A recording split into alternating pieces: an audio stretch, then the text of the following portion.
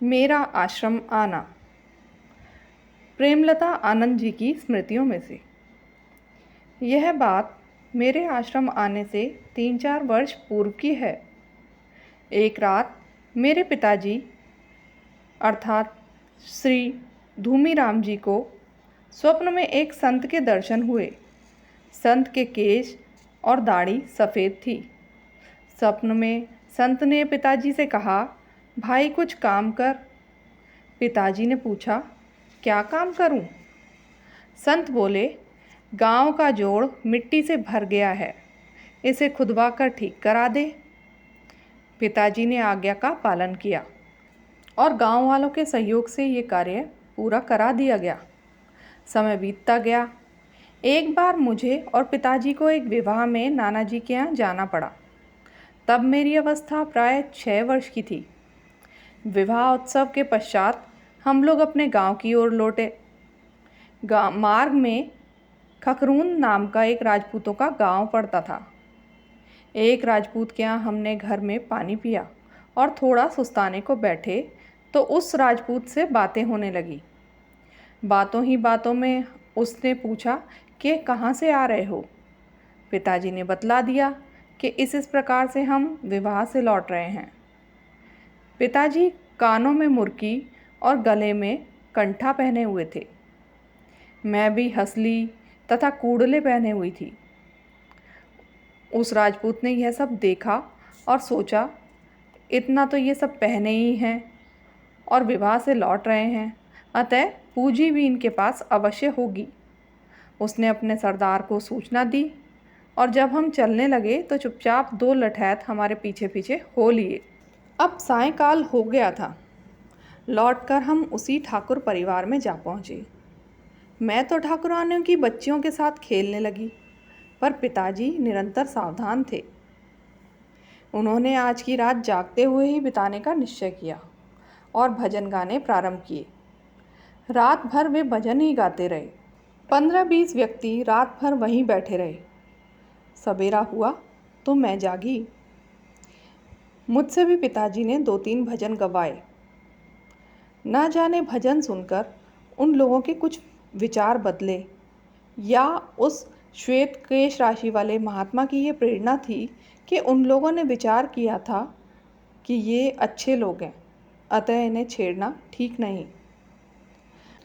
अब उन्होंने अपने स्वयं मन की बात पिताजी को साफ साफ बतला दी।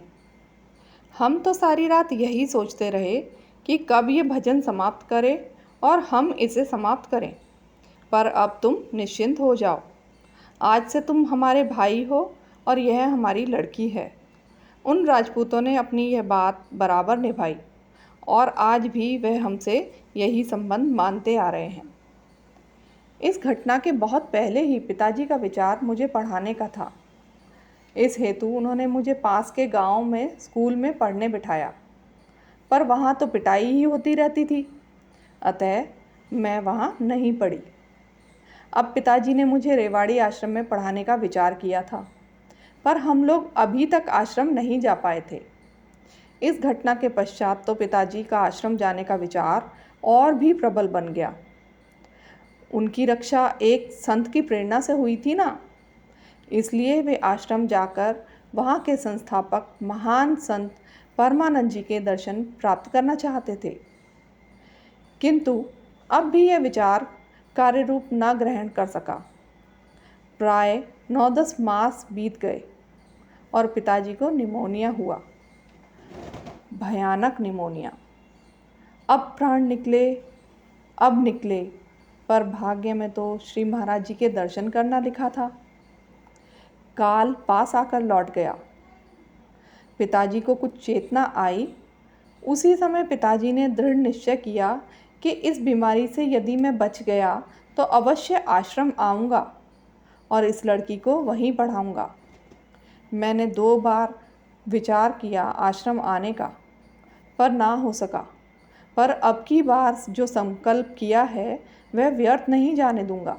पिताजी रुग्ण शैया से उठ बैठे और थोड़ा स्वास्थ्य लाभ करके 3 मास पश्चात वैशाख कृष्णा 8 को अर्थात मई 1929 में आश्रम पहुँचे।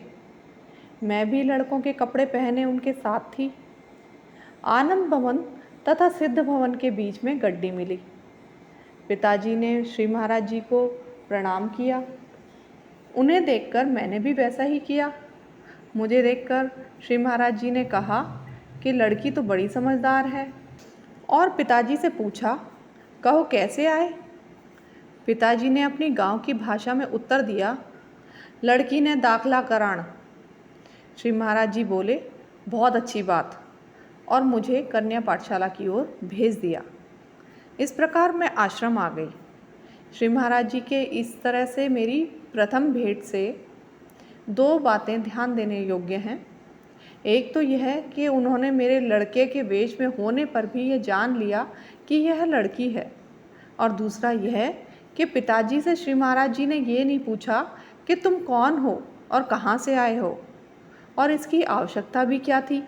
वे तो सर्वज्ञ थे, और फिर वे पिताजी को 2 बार दर्शन दे भी चुके थे, एक बार स्वप्न में और एक बार आंधी के समय।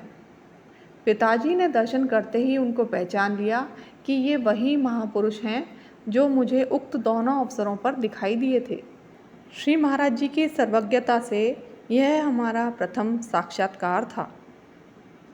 धन्यवाद। आपके सहयोग से गुरु महाराज जी के संस्मरण उनके अनन्य भक्तों तक पहुंचाने का मेरा ये एक प्रयास मात्र है। ओम ओम गुरु जी।